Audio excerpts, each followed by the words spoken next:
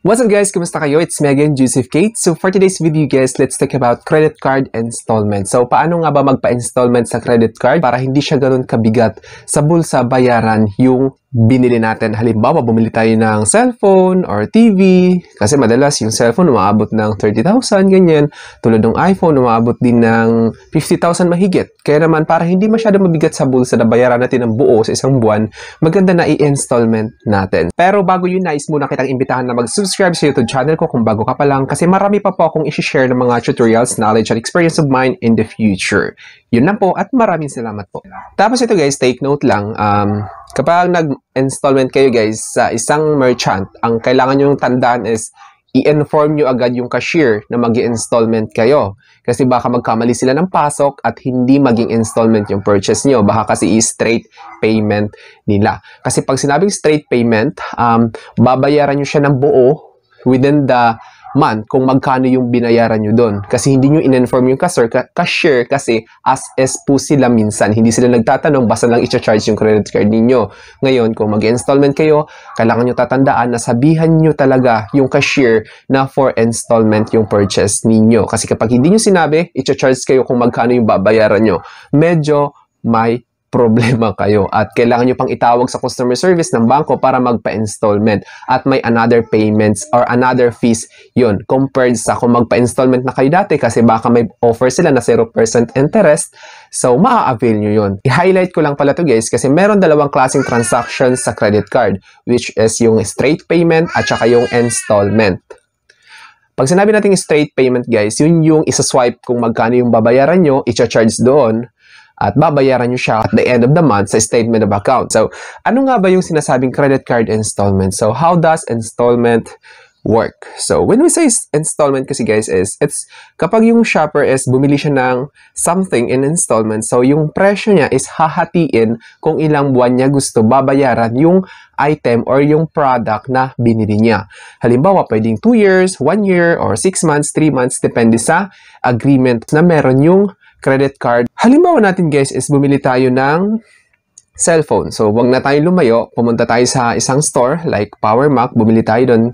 This is just based on my experience. I-share ko sa inyo yung experience ko. Kasi bumili ako ng iPhone sa Power Mac at kaya naman binili ko yon para ma-share ko sa inyo kung paano yung credit card installment nagwo-work or gumagana. So, ito yung iPhone guys. Actually, nakita nyo naman. So, of course, nais ko lang mag-thank you sa inyo. It's because kayo yung dahilan kung bakit meron ako nito ngayon.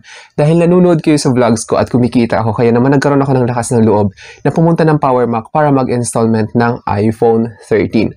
So, dahil sa inyo, nagkaroon ako nito. Kaya naman maraming salamat sa inyo. Balik tayo sa topic guys. Nandito yung receipt ng S-Twist kasi yung ginamit ko guys is yung S-Twist. Actually, hindi lang naman S-Twist yung pwedeng gamitin pang installment na credit card. Lahat ng credit card actually, whether it's BDO, Bank of Commerce, Union Bank, PNB, China Bank, Security Bank, meron din BPI, meron din silang mga credit cards na pwede mong gamitin pag bumili kayo ng installment. So, nandito guys, nakita nyo naman yung resibo ng S-Twist which is printed from terminal nila. Nakalagay dito, S-Twist Power Mac Center. So, sa Power Mac kasi ako bumili guys, itong iPhone na to. Again, maraming salamat sa inyo.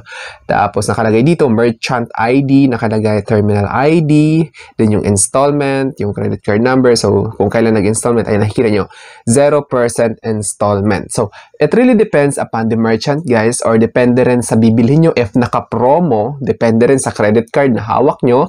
Kung yung hawak yung credit card is naka-promo sila. Like, kapag nag-swipe kayo, halimbawa Metrobank, credit card, BDO, BPI, minsan kasi nagte-text sila or nag-i-email na makaka-receive kayo ng cashbacks or makaka-receive kayo ng discounts kapag ginamit niyo yung credit card na yun for installment purchases sa halimbawa furnitures, hindi lang sa gadgets, anything. Basta yung tindahan na yun is pwede yung installment gamit yung credit card ninyo.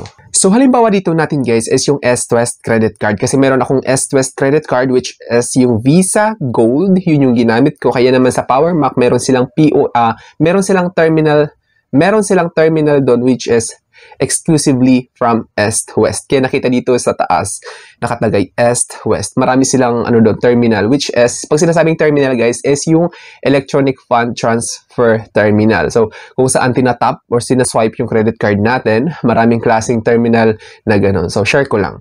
Okay, nakita nyo dito 0% installment amount is 36,780. So, 36,780 lang to guys. Actually, mahigit 40,000 yun. Kaso nga lang, yung iba is kinash ko.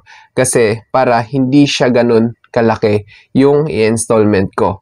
Then, yung nangyari is, term niya is 24 months. Then, yung monthly amortization ko is 1,532. So, yun yung magiging bayaran nyo every month. So, yung sistema kasi guys, pagka-swipe ng credit card ninyo, magre-reflect doon sa online banking nyo yung amount na kung magkano yung sinwipe ninyo, makikita nyo. So, baka magtaka kayo guys, baka matakot kayo, bakit ganon? Hindi siya installment mismo kung ano yung nakalagay dito na amount sa monthly amortization. So, baka matakot kayo, it's because bakit ganun yung nakalagay doon, babayaran nyo within the month, hindi po ganun yun. So, mangyayari, ayan, nakikita nyo, nakadeduct yung amount na yun, tapos ni-reverse nila. Nakita nyo naman nag-yellow-green, which is nakalagay minus. Parang ang dating is nagbayad kayo, which is hindi naman kayo nagbayad, ni-reverse lang yung amount na dinideduct sa credit card ninyo kasi para hindi nyo siya mabayaran within the month. At mangyayari dyan is next billing cycle ninyo, hindi ko pa mapakita kasi kaka-reverse lang. Inantay ko lang mag-reverse para maipakita sa inyo. Kaka-reverse lang niya. Tapos, next month niyan, makikita nyo na kung magkano yung magiging monthly payments ninyo. So, nakikita nyo dito is 1,532. Ang ingay ng helicopter. So, okay. Padaanin muna natin yung helicopter.